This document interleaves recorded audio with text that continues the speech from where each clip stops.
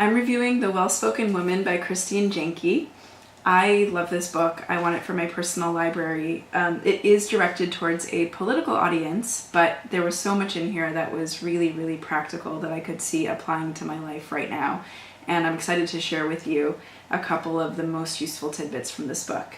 But before I do, one of the things that I loved about this book was that it's just really, really positive, and it made me feel like part of the sisterhood of communicating women, and got me feeling excited about how to help push women forward through encouraging them to be more powerful communicators.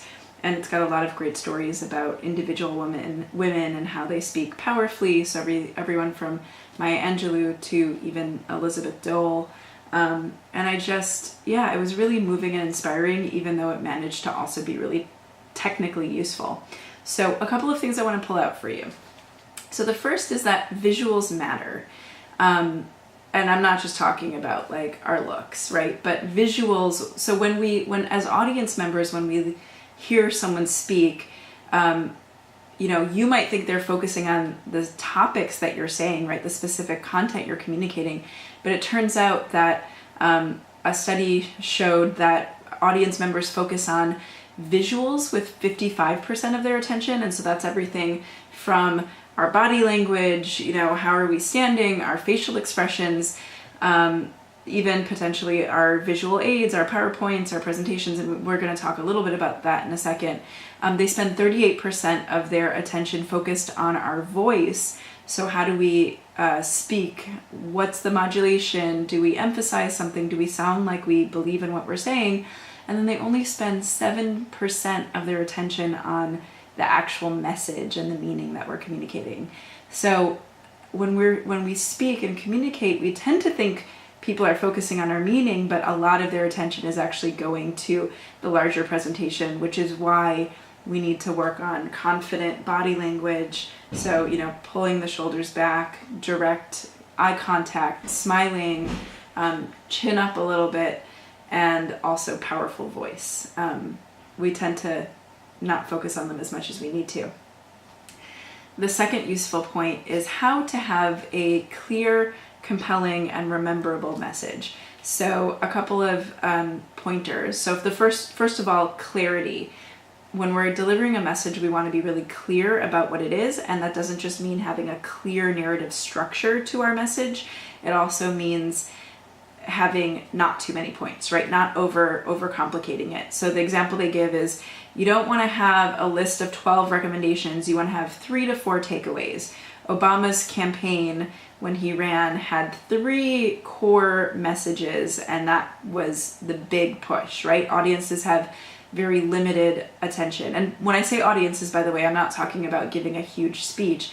I'm talking about talking to your boss about a path you would recommend, trying to win a potential client, right? Even applying for a position. So you might go as far as saying, these are the 3 reasons why I think I would fit with your company, right? Instead of, 12, or as they come along, well, this one and that one and this one and that one, right? Like keep it simple, keep it very concise. Another point they talk about is connection. So every time you communicate, there's someone on the other side, and that someone is not interchangeable with anyone else off the street, right? So if you are communicating with a contractor about a project, you need to think about not just, and you want to persuade them to make a certain choice, or maybe to build something differently than they were thinking of building. You don't just want to give the information just as you would give it to your boss or your coworker. You want to think about, what is going to move this person, right? What's going to convince them? What do they care about? And how can I align my message with them? So that's connection, right? Remembering who you're speaking to and making sure that, if this person, like in the example they give, it has to do a lot more with what does that population you're speaking to value, right? Do they care about kids? Do they care about facts? Do they care about what's going to be persuasive for them? And so you always want to remember that when you're communicating. And then you also want to be continual. So in advertising, they have a phrase called repeat recognition. That's when you hear something over and over again, like the tagline for Nike, right? Just do it. We could all probably repeat that in our sleep.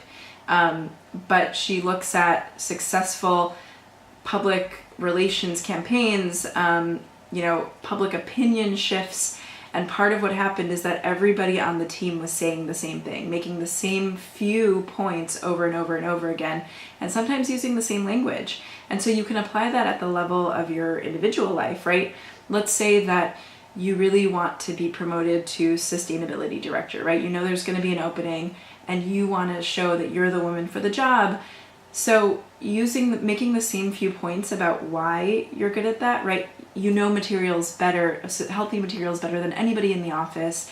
You were the first person in your cohort to get her LEED accreditation, right? And just making sure that those 2 to 3 points get said over and over again. Give yourself every chance you have to emphasize them, right? In your social media posts.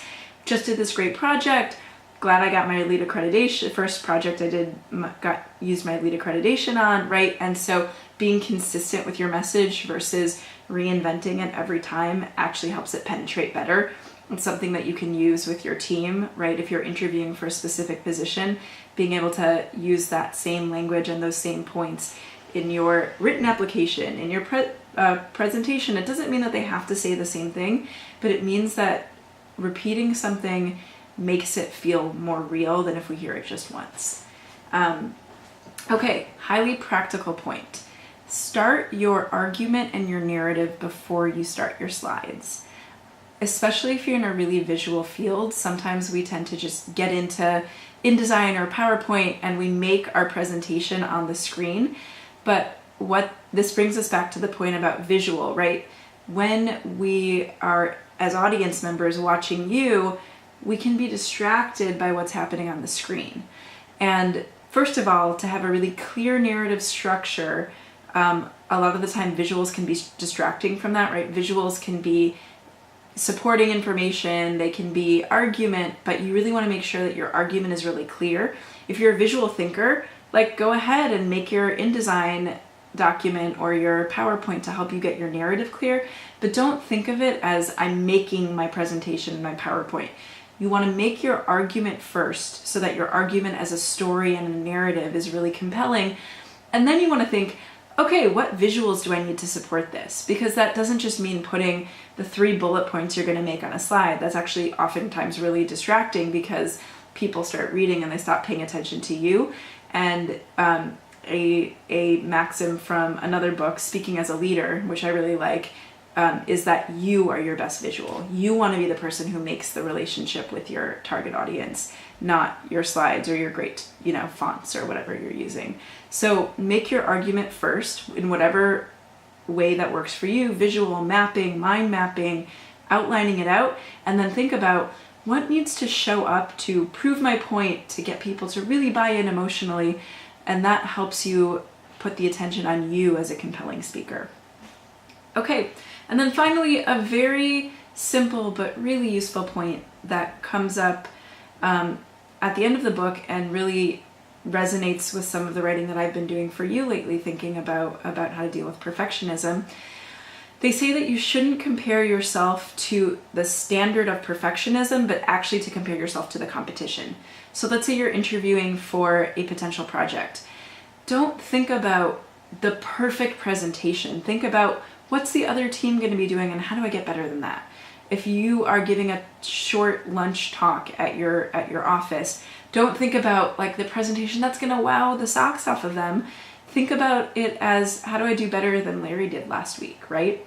And part of the reason why this is important is that, so there's a study that shows, by the way, that when we're evaluating CVs for a specific job, if we evaluate a CV on its own, we tend to be more biased, right? We tend to choose men over women. We tend to kind of let stereotypes kick in. Whereas if we take 2 CVs next to each other and we're thinking, okay, who's got more years of experience? Who has the better school? Who has the most relevant experience? It actually is a way to get rid of some of our unconscious bias. So when we're comparing things to the abstract, our mental maps go wackadoodle, right? the abstract picture in our head is usually not that great. And so when we're thinking about how to be this fantastic speaker, the abstract image of what that looks like in our head is so unattainable that it can psych us out from actually just doing it, right? Hey, back to Nike's maxim. And so when we really think about how's he doing it? What's his body language like? How does he organize his presentation? First of all, it sets the bar lower, which can be really, really useful in terms of us not psyching ourselves out. And secondly, you might learn a thing or two about successful presentations, right? Oh, that's a cool tactic. I want to do that. You know, here's how he communicated that to the contractor on the phone. I need to try that next time. That was really effective. Here's how he diffused the situation. Here's how she started and engaged the entire room, right? So it's kind of a double whammy, right? It helps you deal with your perfectionism, and also you can learn a thing or two. Hope this has been helpful, and I do really recommend this book. Thanks.